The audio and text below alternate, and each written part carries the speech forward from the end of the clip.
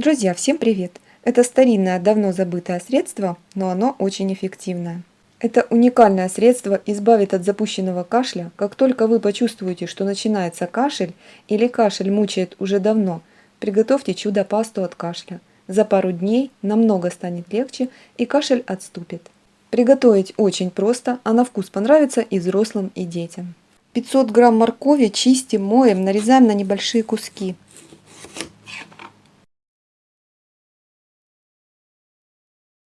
Добавляем к моркови 200 мл воды и доводим до кипения.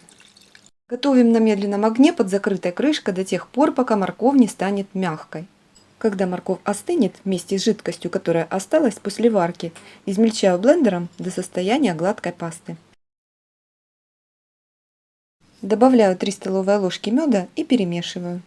Паста от кашля готова. Перекладываю в стеклянную емкость, храню в холодильнике. Ем по 1 столовой ложке 3-4 раза в день. В перерывах между пищей. Для желудка не вреден. Хватает одной баночки и кашель проходит, а бывает и с первого дня применения помогает. Для каждого человека по-разному. Из противопоказаний индивидуальная непереносимость на продукты пчеловодства и морковь.